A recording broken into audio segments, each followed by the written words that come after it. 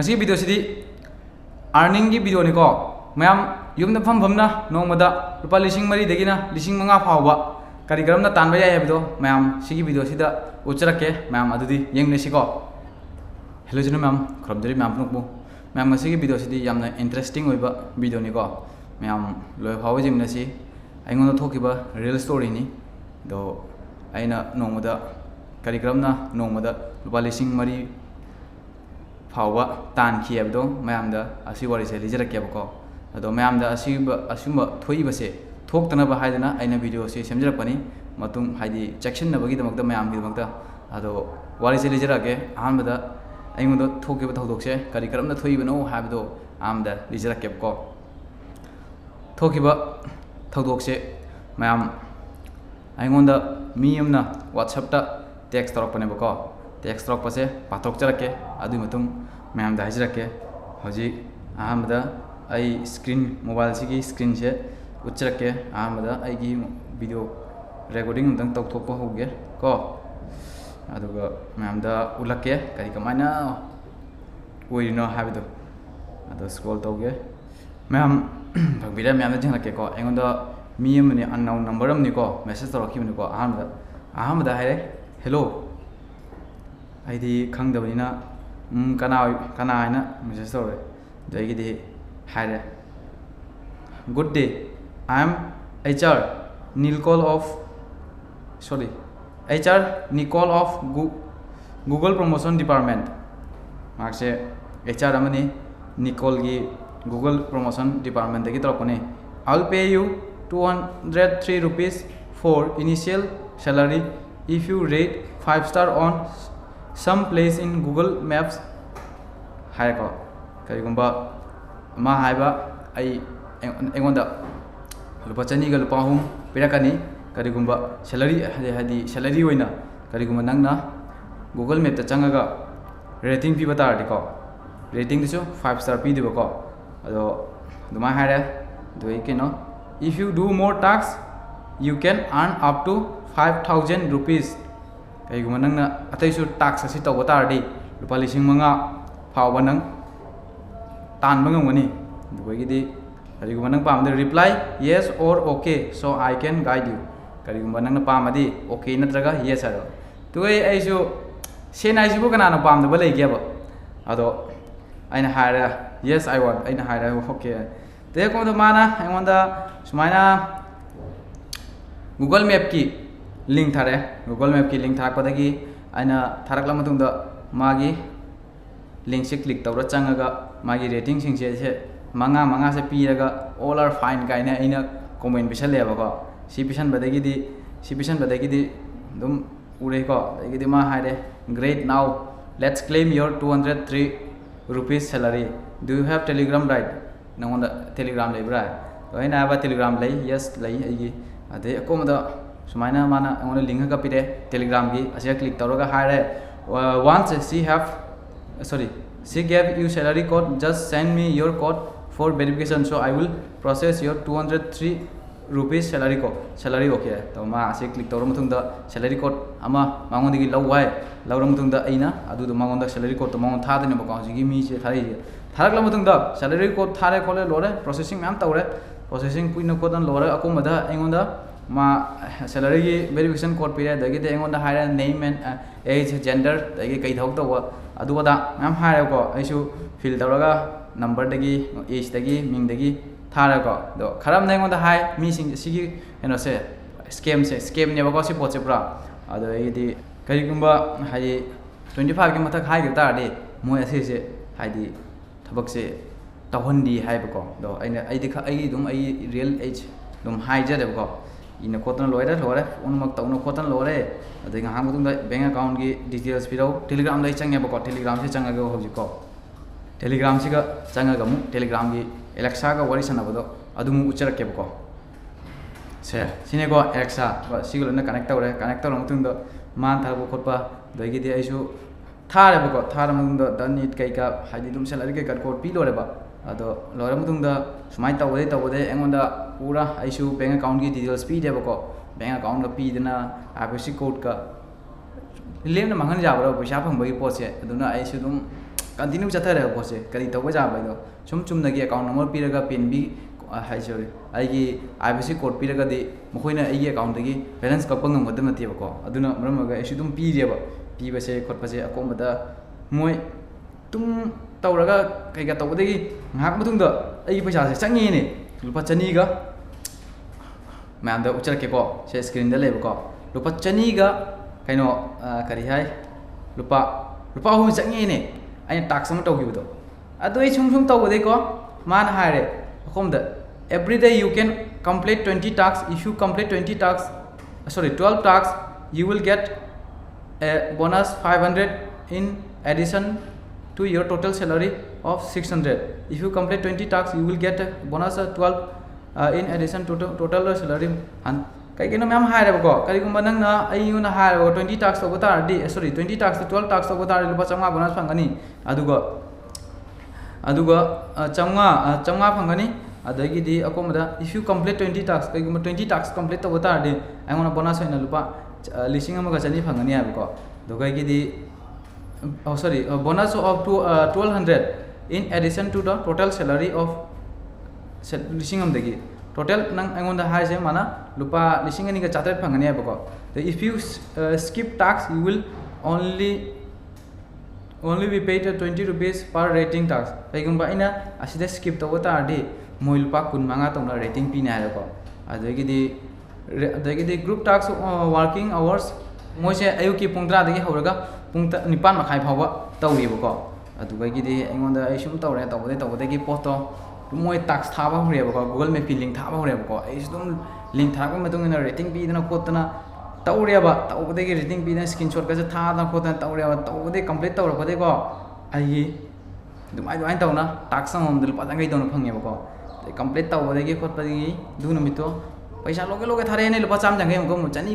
चनीगा लुपा 3 अदे अकोम लोगे हाइदि इंस्टेंट अमको मालबेगा दम लुपा 100 थाजलेबको अइगोंदा पूरा मोइना आइदि पूरा थाजब पिट्रस पीजेबको आइजु थाजरे पैसा फंगिबा कौनिना थाजरा मतुंगदा अइ टास्क से दम तौरे कंप्लीट तौरेको टास्क तरु कंप्लीट तौरे तौबो खोटपो लोबदगी अमको लुपा 100 फंगेबको फंगबदगी अमको मो अदुकुमक तौलोरे कंप्लीट तौलोरे दे लकुमददी टास्क 8 हाय लाय टास्क 8 से प्रीपेड टास्क निको मैम टास्क 8 से प्रीपेड टास्क से कमाय तौदनो हायदगा दोइगिदी एंगोंदा ऑप्शन थारेबको नंग लिसिंग अमा पे तब तारदी नंग फंगदोइसे मोइना हायबा लिसिंग अमा पे तब तारदी लुपा 400 फंगदेबको आइजु एकता ngauro bai तारे पैसा हाइसे कनानु बुतानिंग दबा लेबगेने करी हायदनो खंगदेने आइजु लोगे आइजु माना हायरकपै मतुंगिना आई लोगे कनो करी हाय से एंगोना थाजनबा कायसु मोइसु स्क्रीनशॉट केका थारैबनेबको मतुंगिना आइसु दम तौरे मतुंगदा आई लुपा लिसिंग अमगी से कंप्लीट तौबसिगा Amazon पे एंगोना कईगुम मोइना लुपा Amazon पे दनंग तौबा तार लुपा 100 हेन फंगनी बोनस आइसु Amazon पे द लुपा लिसिंग अम से कंप्लीट तौथो पिथोखरेने पिथोखला मतुंगददी सी कंप्लीट तौरा खोलगा मोई प्रोसेसिंग खतंग लेबको अदु तौदना खोतना लोयरे मतुंगदा आई पैसा से फंगेबदी मोय एंगोंदा लुपा लिसिंग अमगा कनो से लुपा लिसिंग अमगा चहुम से फंगदोरेबा फंगबसे अमको मासिन अमको एंगोंदा कनो मु थादिनबा अतोपा अमदु मु थारिनेबको अतोपा अमखगुम टेलीग्राम अमके नौना गाइड तौनी टीचर अमना अदुगी कन तौवाना माउंड अमु तौना प्रोसेसिंग स्वाइ तौरेबको कोमदा अदु नुमितुगा दुमाइ तौदना प्रीपेड टास्क ने कई ने अमा तौबने खोतने पैसा इसाना सु खतंग इन्वेस्ट तौरेबको इन्वेस्ट तौबदि मतुंगिना पैसा से दु नुमितुगा लुपा लिसिंग अहुमगा चामापनमुक नोंगमदा लिसिंग अहुमगा चामापनमुक तालौदेबको अइना हाइदिनिको म्यामदा नोंगमदा लुपा लिसिंग 3 दगिना 5 फावबा करि माइ तानबा याबगे हाइदे अदु नुमितुदि अइ याम थिना हरावरेबको लुपा लिसिंग नोंगमदा लुपा लिसिंग अहुमगा चामापन तानबनिना अदो दुनुमतो ड्यूटी से तौदेबको दो ड्यूटी तौदबसे आइदि अइ थबा म चटपनेबा इंपोर्टेंट होबा थबा मनिबा अदुदा आइना खल्लेने ngase ईश्वरना चानबिरबरा खंगदेने आइबु पालिसिंग अहुमगा चामपन नोंगदा तालिबको अइ वखलसे आम सागलेबको नोंगदा करिगुम पालिसिंग अहुमगा चामपन का तानबा तारदि आइना करिगुम 10 days तंग अदुमाइन थौसुबा तारदि लुपा लाख क्या होरनी ꯃꯣꯡꯅꯤꯀꯣ ꯈꯜꯂꯤꯁꯦꯀꯣ ꯑꯩ ꯀꯔꯤ ꯍꯥꯏꯗꯣꯏꯅꯣ ꯈꯪꯗꯦꯕ ꯑꯗꯨꯝ ꯃꯥꯏꯟꯁꯤꯒ ꯑꯗꯨ ꯃꯇꯝꯗꯨꯒ ꯑꯣꯏꯅ ꯃꯈꯜ ꯃꯈꯜꯒꯤ ꯈꯜꯂꯦꯀꯣ ꯑꯗꯨꯒ ꯑꯩꯀꯣꯝꯗ ꯑꯩ ꯑꯃꯨꯛꯁꯨ ꯈꯜꯂꯦ ꯍꯩꯁ ꯃꯁꯤꯕꯨ ꯑꯩꯅ ꯇꯧꯔꯤꯕꯁꯨ ꯆꯨꯝꯕ꯭ꯔꯥꯅꯦ ꯑꯩ ꯀꯅꯥꯝꯇꯒ ꯍꯥꯏꯗꯦꯀꯣ ꯑꯗꯨ ꯅꯨꯃꯤꯠꯇꯣ ꯐꯖꯅ ꯋꯥꯈꯜ ꯅꯨꯡꯉꯥꯏꯈ꯭ꯔꯦ ꯏꯟꯁꯇꯥꯒ꯭ꯔꯥꯝꯗꯣ ꯁꯣꯔꯤ ꯑꯩ ꯀꯔꯤ ꯍꯥꯏ ꯋꯥꯠꯁꯑꯞꯇꯣ ꯀꯩꯗꯣ ꯊꯥꯡꯒꯠꯂꯦꯕ ꯑꯁ ꯉꯁꯤꯗꯤ ꯐꯖꯅ ꯋꯥꯈꯜ ꯅꯨꯡꯉꯥꯏ ꯄꯨꯟꯁꯤꯁꯦ ꯑꯍꯥꯟꯕꯅꯤꯀꯣ ꯁꯨꯃꯥꯏꯅ ꯑꯣꯏꯁꯦꯀꯣ ꯑꯗꯨꯃꯥꯏꯅ ꯇꯧꯕꯗꯒꯤꯗꯤ ꯑꯀꯣꯝꯕꯗ ꯑꯗꯨ ꯅꯨꯃꯤꯠꯇꯨꯝꯗꯤ ꯇꯥꯜꯂꯦꯀꯣ ꯋꯥꯈꯜ ꯅꯨꯡꯉꯥꯏꯔꯦ ꯐꯖꯅ ꯏꯂꯥꯏ ꯂꯥꯏꯅ ꯇꯥꯟꯕꯅꯦꯕ ꯏꯂꯥꯏ ꯅꯨꯡꯉꯥꯏꯅ ꯇꯥꯟꯕꯅꯦꯕ ꯑꯩꯈꯣꯏ ꯁꯔꯥꯗꯤꯅ ꯑꯃ ꯍꯥꯏꯗꯤ ꯗ꯭ꯌꯨꯇꯤ ꯇꯧꯔꯒ ꯅꯣꯡꯃꯒꯤ ꯍꯥꯖꯤꯔꯥꯁꯦ ꯌꯥꯝꯃꯦꯗ ꯑꯗꯨꯝ ꯍꯥꯏꯔꯔꯣꯏꯒꯦꯕ ꯑꯗꯨꯝ ꯆꯠꯄ ꯌꯥꯕ ꯁꯦꯂꯔꯤꯅꯦꯕ ꯑꯗꯨꯝ ꯀꯣ ꯐꯪꯉꯤꯅꯦꯕꯀꯣ ꯑꯗꯣ ꯑꯗꯨ ꯌꯥꯝꯅꯗꯤ ꯐꯪꯄꯣꯟꯇꯦꯕꯀꯣ ꯅꯣꯡꯃꯒꯤ ꯑꯗꯨꯃꯥꯏꯅꯗꯤ ꯐꯪꯄꯣꯟꯇꯦꯕꯀꯣ ꯑꯗꯨꯗꯒꯤꯗꯤ ꯀꯔꯤ ꯑꯣꯏꯔꯦ ꯅꯦꯛꯁ ꯗꯦꯁꯦ ꯂꯥꯛꯑꯦ ꯅꯦꯛꯁ ꯗꯦꯁꯤꯃꯨꯛ ꯑꯩ ꯋꯥꯈꯜ ꯈꯧꯔꯦ ꯉꯁꯤꯒꯤ ꯑꯦꯝꯁꯤꯗꯤ ꯂꯨꯄꯥ ꯉꯔꯥꯡꯗꯤ 3,300 ꯇꯥꯔꯦ ꯉꯁꯤꯗꯤ ꯀꯌꯥꯝ ꯇꯥꯟꯕ ꯌꯥꯕ ꯍꯥꯏꯗꯨꯅ ꯑꯩ ꯅꯣꯡꯉꯥꯜꯂ ꯃꯇꯨꯡꯗ ꯃꯣꯏ ꯑꯩꯉꯣꯟꯗ ꯒꯨꯗ ꯃꯣꯔꯅꯤꯡꯗꯩ ꯀꯩꯗꯩ ꯗꯤꯌꯥꯔ ꯀꯩꯀꯥ ꯃꯌꯥꯝ ꯍꯥꯏꯔꯛꯑꯦꯀꯣ ꯑꯗꯩ ꯑꯩꯁꯨ ꯑꯗꯨꯝ ꯇꯥꯔꯦ ꯑꯗꯩ ꯇꯥꯛꯁ 3 ꯄꯤꯔꯦ ꯇꯥꯛꯁ 3 ꯑꯃꯨꯛ ꯀꯝꯄ꯭ꯂꯤꯠ ꯇꯧꯔꯦ VIP-ꯗꯒ ꯑꯩ ꯆꯪꯉꯦꯅ ꯑꯩ ꯇꯥꯛꯁ 3ꯗꯨꯒꯤ ꯂꯨꯄꯥ ꯑꯗꯨ ꯆꯪꯈꯩ ꯇꯧꯅ 100 ꯄꯤꯔꯦ ꯑꯗꯩ ꯃꯊꯪꯗ ꯑꯃꯨꯛꯅꯦ ꯈꯥꯃ ꯊꯥꯖꯜꯂꯦ ꯁꯦꯀꯦꯟ ꯇꯥꯛꯁꯇ ꯑꯩꯉꯣꯟꯗ ꯍꯥꯏꯔꯦꯅꯦ ꯅꯪ ꯂꯨꯄꯥ 5,000 ꯄꯦ ꯇꯧꯕ ꯌꯥꯍꯧꯅꯦ 5,000 ꯄꯦ ꯇꯧꯕ ꯇꯥꯔꯗꯤ 5,500 ꯐꯪꯒꯅꯤ ꯂꯨꯄꯥ 5,000ꯗ 1,500 ꯑꯩ ꯐꯪꯗꯣꯏꯕ ꯍꯥꯏꯕꯗꯤ 30% ꯐꯪꯗꯣꯏꯅꯦꯕꯀꯣ ꯑꯗꯨꯒ ꯑꯩꯁꯨ ꯉꯥꯛ ꯈꯟꯊꯔꯦ ꯃꯣꯏꯅ ꯄꯤꯔꯛꯏ ꯀꯧꯕꯅꯤꯅ ꯑꯩꯁꯨ ꯑꯗꯨꯝ 5,000ꯁꯦ ꯀꯣꯛ ꯊꯥꯖꯤꯟꯈ꯭ꯔꯦꯅꯦ ꯑꯩꯁꯨ 5,000 ꯊꯥꯖꯤꯟꯈ꯭ꯔ ꯃꯇꯨꯡꯗ ꯑꯩ ꯑꯗꯨꯒꯤ ꯁ꯭ꯇꯦꯞ ꯕꯥꯏ ꯁ꯭ꯇꯦꯞ ꯇꯧꯔꯦꯕꯀꯣ ꯁ꯭ꯇꯦꯞ ꯕꯥꯏ ꯁ꯭ꯇꯦꯞ ꯇꯧꯕꯗꯒꯤꯗꯤ ꯇꯧꯅ ꯂꯣꯏꯔꯦ ꯇꯧꯗꯅ ꯑꯩꯒꯤ ꯁ꯭ꯂꯦꯛꯁ ꯑꯦꯀꯥꯎꯟ ꯍꯥꯏꯅ ꯃꯣꯏꯒꯤ ꯑꯪꯀꯛ ꯍꯥꯡꯕ ꯍꯥꯡꯗꯅ ꯈꯣꯠꯇꯅꯗꯨꯗꯤ ꯃꯃꯥꯡꯗ ꯍꯥꯡꯈ꯭ꯔꯦ ꯑꯗꯩ ꯃꯅꯨꯡꯗ ꯂꯨꯄꯥ ꯍꯧꯖꯤꯛ ꯑꯩ ꯃꯌꯥꯝꯗ ꯖꯤꯡꯍꯜꯂꯛꯀꯦꯕꯀꯣ ꯑꯩꯒꯤ ꯁ꯭ꯂꯦꯛꯁ ꯑꯦꯀꯥꯎꯟꯗ ꯂꯨꯄꯥ ꯄꯩꯁꯥꯁꯦ ꯇꯥꯅ ꯂꯩꯕꯁꯦꯀꯣ ꯑꯩ ꯋꯥꯈꯜ ꯁꯥꯊꯤꯅ ꯅꯨꯡꯉꯥꯏꯈꯤꯗꯕꯅꯤꯀꯣ ꯀꯔꯤ ꯍꯥꯏꯗꯣꯏꯅꯣ ꯈꯪꯗꯦ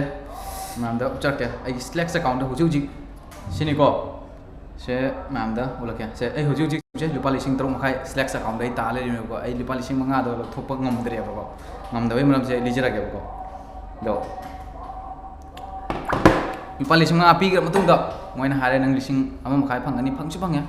ꯐꯪꯕ ꯍꯥꯏꯗꯤ ꯁ꯭ꯂꯦꯛꯁ ꯑꯦꯀꯥꯎꯟꯁꯦ ꯆꯪꯅ ꯂꯩꯔꯦꯕ ꯑꯁꯤ ꯋꯤꯗ꯭ꯔꯣ ꯇꯧꯗꯣꯏꯁꯦ ꯃꯣꯏ ꯃꯊꯧꯅꯦꯕ ꯑꯩꯅ ꯇꯧꯕ ꯌꯥꯗꯦꯕ ꯃꯣꯏꯅ ꯚꯦꯔꯤꯐꯤꯀꯦꯁꯟ ꯀꯣꯗ ꯄꯤꯔ ꯈꯣꯠꯂꯒ ꯑꯃ ꯇꯧꯕ ꯃꯊꯧꯅꯦꯕ ꯑꯗꯣ ꯁꯤ ꯇꯧꯔ ꯃꯇꯨꯡꯗ ꯅꯦꯛꯁ ꯁ꯭ꯇꯦꯞ ꯑꯃꯈꯛꯀ ꯇꯧꯍꯧꯗꯦꯕ ꯗꯥꯏꯔꯦꯛꯂꯤ ꯑꯃꯨꯛ ꯃꯣꯏꯅ ꯑꯃꯈꯛꯀ ꯂꯤꯁ ꯑꯃꯈꯛꯀ ꯊꯥꯔꯛꯑꯦ ꯁꯤꯁꯨ ꯌꯦꯡꯍꯜꯂꯛꯀꯦꯀꯣ ꯂꯤꯁ ꯑꯃꯈꯛꯀ ꯊꯥꯔꯛꯑꯦ ꯑꯗꯒꯤꯗꯤ ꯏꯄꯣ ꯑꯩ ꯂꯋꯥꯏꯒ ꯆꯞ ꯌꯨꯡꯕꯅꯤꯀꯣ ꯍꯥꯏꯅ ꯀꯥꯟꯗꯦꯀꯣ ꯑꯗꯣ ꯑꯩꯒꯤꯗꯤ ꯅꯦꯛꯁ ꯁ꯭ꯇꯦꯞꯁꯦ ꯃꯌꯥꯝꯗ ꯎꯠꯂꯛꯀꯦ ꯁꯤꯒꯤ ꯂꯩꯔꯤꯕ SBI ꯁꯤꯅꯦꯕꯀꯣ SBI ꯇꯨꯇꯔꯁꯤꯅꯦꯕꯀꯣ ꯃꯥꯅ ꯑꯩꯉꯣꯟꯗ ꯇ꯭ꯌꯨꯠ ꯇꯧꯒꯅ ꯍꯥꯏꯗꯤ ꯀꯩꯅꯣ ꯇꯧꯕꯅꯦꯕ ꯇ꯭ꯌꯨꯠ ꯇꯧꯕꯅꯦꯕ ꯍꯥꯏꯗꯤ ꯇꯥꯛꯄꯤꯕꯅꯦꯕꯀꯣ ꯃꯥꯅ ꯇꯥꯛꯄꯁꯦ ꯀꯗꯥꯏꯅꯣ ꯁꯤ ꯂꯩꯔꯦ ꯅꯝꯖꯜꯂꯛꯀꯦ ꯀꯔꯤꯒꯨꯝꯕ 30,000 ꯄꯦ ꯇꯧꯕ ꯍꯧꯖꯤꯛ ꯑꯣꯞꯁꯟ ꯑꯁꯤ ꯂꯣꯏꯔ ꯃꯇꯨꯡꯗ ꯁꯤ ꯇꯧ ꯂꯣꯏꯔ ꯃꯇꯨꯡꯗ ꯑꯣꯞꯁꯟ 1ꯗ 30,000 ꯄꯤꯕ ꯇꯥꯔꯗꯤ 42,000 ꯐꯪꯗꯣꯏꯕ ꯍꯥꯏꯗꯤ ꯕꯦꯅꯤꯐꯤꯠ ꯑꯩ 40% ꯐꯪꯗꯣꯏꯕꯀꯣ ꯑꯗꯨ ꯑꯩꯁꯨ ꯉꯥꯛ ꯈꯟꯊꯔꯦ 40,000ꯁꯤꯒ ꯃꯣꯏꯅ ꯄꯤꯗꯣꯏꯁꯦ ꯑꯩꯉꯣꯟꯗ ꯁ꯭ꯂꯦꯛꯁ ꯑꯦꯀꯥꯎꯟꯗ ꯆꯪꯅ ꯂꯩꯔꯦ 3,500 ꯑꯗꯨꯗꯒꯤꯗꯤ ꯑꯩꯅ hꯧꯖꯤꯛ ꯄꯦ ꯇꯧꯗꯣꯏꯁꯦ 3,000 ꯗꯒꯤ 3,500 ꯆꯠꯈ꯭ꯔꯗꯤ 3,500 ꯆꯠꯈ꯭ꯔꯗꯤ 19,000ꯒ 900ꯅꯦꯕꯀꯣ ꯄꯤꯗꯣꯏꯁꯦ ꯑꯩꯅ ꯔꯤꯆꯥꯔꯖ ꯇꯧꯗꯣꯏꯁꯦ ꯇꯧꯔ ꯃꯇꯨꯡꯗ ꯑꯩ ꯂꯨꯄꯥ 92,000 ꯐꯪꯗꯣꯏꯁꯦꯀꯣ ꯑꯩꯁꯨ ꯉꯥꯛꯇꯪꯗꯣ ꯈꯜꯂꯦꯕꯀꯣ ꯍꯩꯁ ꯃꯣꯏꯅ ꯇꯧꯔꯤꯁꯤꯕꯨ ꯑꯣꯏꯅ ꯐꯖꯅ ꯊꯥꯖꯍꯟꯕꯗꯒꯤ ꯃꯇꯨꯡꯗ ꯁꯨꯃꯥꯏꯅ ꯇꯧꯔꯦꯕꯀꯣ ꯑꯗꯨꯒꯤꯗꯤ ꯀꯔꯤ ꯇꯧꯅꯤ ꯍꯥꯏꯕꯗ ꯑꯩ ꯏꯃꯥꯟꯅꯕꯁꯤꯡꯗ ꯍꯪꯉꯦꯕ ꯁꯨꯃꯥꯏꯅ ꯊꯣꯛꯈꯤꯕ ꯏꯃꯥꯟꯅꯕꯁꯤꯡꯗꯁꯨ ꯃꯣꯏꯅꯗꯤ ꯍꯥꯏ ꯇꯧꯔꯨꯅꯨ ꯄꯦ ꯇꯧꯔꯨꯅꯨ ꯈꯣꯠꯂꯨꯅꯨ ꯑꯃ ꯍꯥꯏꯀꯣ ꯑꯗꯣ ꯑꯩ 5,000ꯗꯨꯗꯤ ꯄꯦ ꯇꯧꯔꯕ ꯀꯧꯕꯅꯤꯅ ꯑꯩ 5,000ꯁꯦ ꯀꯃꯥꯏꯅ ꯂꯧꯊꯣꯛꯁꯤꯒꯦ ꯑꯩ ꯌꯨꯝꯗꯒ ꯇꯥꯛꯄꯣꯟꯇꯦꯀꯣ ꯑꯩꯁꯦ ꯌꯨꯝꯗꯒ ꯇꯥꯛꯎꯔꯗꯤ ꯑꯩꯈꯣꯏ ꯄꯥꯕꯅ ꯑꯩꯉꯣꯟꯗ ꯁꯥꯏꯟ ꯆꯥꯔꯅꯦꯕ ꯑꯗꯣ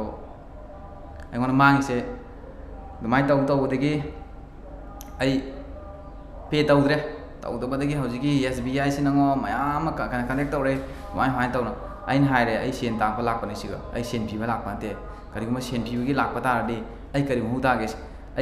ꯁꯤꯒ ꯅꯪꯒꯤꯁꯤꯒ ꯂꯥꯛꯄ ꯃꯍꯨꯠ ꯇꯥꯒꯦ ꯑꯩꯒꯤ ꯁꯦꯟ ꯀꯔꯤꯒꯨꯝꯕ ꯂꯩꯔꯝꯕ ꯇꯥꯔꯗꯤ ꯅꯪꯒꯤꯁꯤꯒ ꯀꯔꯤ ꯃꯍꯨꯠ ꯇꯥꯒꯦ ꯃꯌꯥꯝ ꯑꯃ ꯑꯩꯒ ꯂꯣꯏꯅ ꯃꯥꯛꯀꯁꯦ ꯍꯥꯏꯗꯤ ꯀꯟꯚꯔꯁꯟꯒꯤ ꯄꯣꯠꯁꯦ ꯃꯌꯥꯝ ꯑꯃꯅꯦꯕꯀꯣ ꯃꯌꯥꯝꯗꯁꯨ ꯑꯗꯨꯝ ꯎꯠꯆꯔꯛꯀꯦꯕ ꯃꯑꯣꯡꯅꯤꯀꯣ ꯑꯩꯁꯤꯒ ꯃꯌꯥꯝ ꯑꯃ ꯑꯩꯒ ꯃꯥꯛꯀ ꯀꯟꯚꯔꯁꯟ ꯇꯧꯅꯕꯁꯦꯀꯣ ꯑꯗꯩ ꯀꯟꯚꯔꯁꯟ ꯇꯧꯅꯕꯁꯦ ꯂꯀꯣꯃꯗ ꯑꯩꯅ ꯍꯥꯏꯔꯦ ꯑꯩ ꯄꯤꯕ ꯉꯝꯃꯔꯣꯏ ꯁꯤ ꯁꯦꯟꯐꯝꯁꯤꯗꯤ ꯅꯪ ꯖꯍꯥꯃꯥꯏ ꯇꯧꯅ ꯑꯩꯒꯤ ꯂꯨꯄꯥ 5,000 ꯄꯤꯈꯤꯕꯗ ꯑꯩꯉꯣꯟꯗ ꯋꯤꯗ꯭ꯔꯣ ꯇꯧꯕ ꯃꯥꯁꯨ ꯁꯨꯡꯄꯤꯗꯦ ꯃꯥꯁꯨ ꯁꯨꯡꯌꯥ ꯌꯥꯗꯦ ꯅꯪ ꯀꯔꯤꯒꯨꯝꯕ ꯀꯝꯄ꯭ꯂꯤꯠ ꯅꯪꯒꯤ ꯍꯧꯖꯤꯛꯀꯤ ꯑꯣꯔꯗꯔꯁꯦ ꯀꯝꯄ꯭ꯂꯤꯠ ꯇꯧꯗ꯭ꯔꯤꯉꯩ ꯅꯪ ꯄꯩꯁా ꯐꯪꯉꯣꯏ ꯑꯗꯨꯗꯤ ꯑꯩꯅ ꯍꯥꯏꯔꯦ ꯑꯩ ꯃꯊꯧ ꯇꯥꯗ꯭ꯔꯦꯅ ꯈꯣꯠꯇ꯭ꯔꯦꯅ ꯑꯩꯅ ꯍꯥꯏꯔꯦ ꯑꯗꯨ ꯑꯣꯏꯒꯤꯗꯤ ꯃꯊꯪꯗ ꯑꯃꯈꯛꯀꯤ ꯃꯥ ꯑꯁꯤ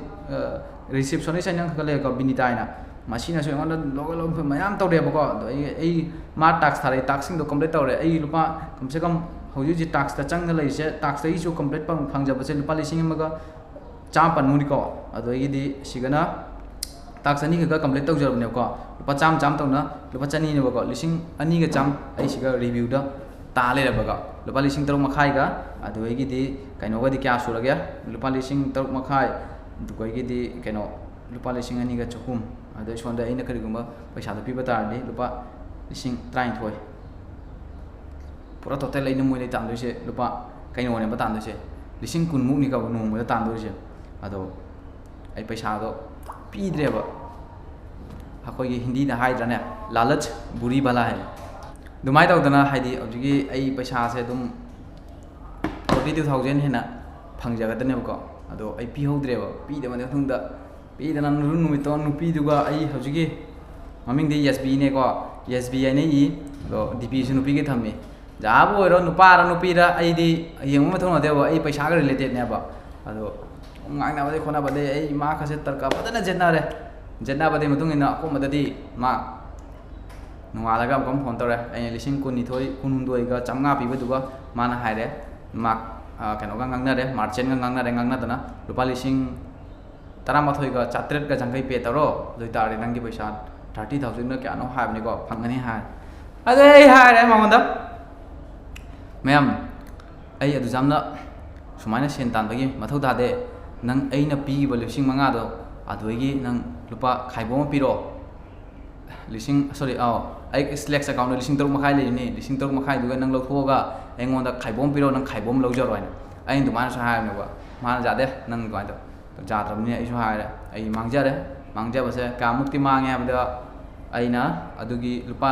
3,650ꯒ ꯑꯗꯨꯗꯒꯤꯗꯤ ꯅꯣꯡꯉꯥꯜꯂ ꯑꯃꯨꯛ ꯂꯨꯄꯥ 150 ꯇꯥꯟꯈꯤ ꯑꯂꯣꯏꯕ ꯂꯨꯄꯥ 150 ꯈꯛꯇꯪꯅꯤ ꯇꯥꯜꯍꯧꯔꯤꯁꯦ ꯂꯨꯄꯥ 150ꯒ ꯑꯗꯨꯗꯒꯤꯗꯤ 4,450 ꯁꯤꯗ ꯑꯩꯅ ꯂꯨꯄꯥ 5,000 ꯑꯃ ꯄꯤꯗꯧꯅꯦꯕ ꯃꯥꯡꯉꯤꯁꯦ ꯂꯨꯄꯥ 150 ꯂꯨꯄा 150ꯁꯦ ꯄꯩꯁꯥ ꯅꯣꯡꯃꯗ ꯂꯨꯄꯥ 4,000 तानबगी 4-5 तानबगी होनरुबदा लुपा 150 मांगनेको तो करीगुंबा अइने हेंजन्ना लुपा 19,900 गा 150 अदु करीगुंबा पे तोरम तारदि मोइना पिरक्कद्रा पिरोइदरा हाइबा थाजबा बोक्तेबको कनानो मोइसु खंगदे अइसु मोइ कनानो खंगबोंदेबा तो असि पुलिस तसु करी कंप्लेन तरुदुना म्याम मा यूट्यूब तसु म्याम थेंगनारेबको अदुदगिदि अदुना असिगुंबसे कईगुंबा फ्रॉड से लाक्पा तारदे म्यामदा अइ चेनाव म्यामदा हाइजनमदिको नोइ कईगुंबा पैसा प्रीपेड टैक्स कईगुंबा तौबिरुनो प्रीपेड टैक्स तौदबिदा मोइना पिलिबा टैक्स अदो हाइदि रेटिंग पिरगा पैसा पिरकनी हाबदो रेटिंग दमा तौबिरगा पैसा द लौथोलोरगा नंबर दो क्विक लाउना ब्लॉक तौबिगो को सि पूरा मोइसे पूरा स्कैम नेबा मयामा मोइ स्क्रीनशॉट थारै पैसा चापगी लाख आई लिसिंग 30-40 लाख काई मयामा एगोंदा ग्रुप अमा जावरेबा पूरा फ्रॉड नि हाइसिन पूरा फ्रॉड नि असिनि मयाम आइना हाइजनिंबदो मयाम पूरा बेकार ने नसाना होनादना नसाना थोक सुदना सेन तानगेना कैदोंगैदा खल्लुनु अदुगी सेनदो अरेमदा मांगना तोकनिको अदुना अइजु नोंगदा तानगेना खल्लुबदा असिनि लुपा 1,150 अइ मांगना लेरेबको दो अदु अइ हेंजलम तारदे अइ क्याम पैसा मांगने अदु दु मांगयो 5,000 पिगिबदुगोय लवाइगा जब जुंगिको अदि मतुंगददि दु दिनदुमादि चाका चाबा कसे चंगद्रे हाइना कानद्रे दे मथंगी नुमिते खितंग रिलैक्स सुरकपनेबो अइसे अदुना मैम कईदोंगैदनेको नुंगाइना सेन तानबा इसे कईम लेपोन्ते वाना सेन तालु अदुदि जामना टेंशन लेरोय सुमाइना पैसा थादरगा फ्रॉड एकेगा अमा मैम तौबसे तौबिनु मैम आइनी रिक्वेस्ट तगिदिको सुमसे पूरा फ्रॉड नि अदो नंगी पैसा अकोमत लोइना पुरगा मोइ चखिदोनेबको कनि मुहुदले मथौ लेगे मोइ कईगुम पैसा तान पीबदा गोइदि अखोइदा मोइ मसा तानजबा जाद्रो अखोइदि कई मुता पैसा पीदना मोइना सुमाइना पीदो रेटिंग पीदिदो मोइगी मी लेत्रबा लेरमनेबा मोइसिंजे मयाम पुनछलगा खोइ मोइ खरा टीम लेयबा टीम लेबसिनाइदि सुमाइ तौरगा मोइसे तानबनेबको अदुना मरम असिनि मयाम वीडियो सि याम सांगदररोइगा मयाम जो सोइदना खंबिरमनि आइगी रियल स्टोरी निको पैसा तानिंगबगी रियल स्टोरी लुपा 1,000 नोंमदा 4-5 तानखिबगी वारिनिको मयाम असिनि स्वाइसिदा वीडियो सि टेंशन जरगे मयाम वीडियो सि नुंगाइबा तारदि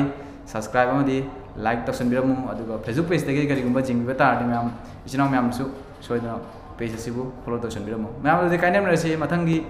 वीडियो दum सोइदना थेंनजरसि।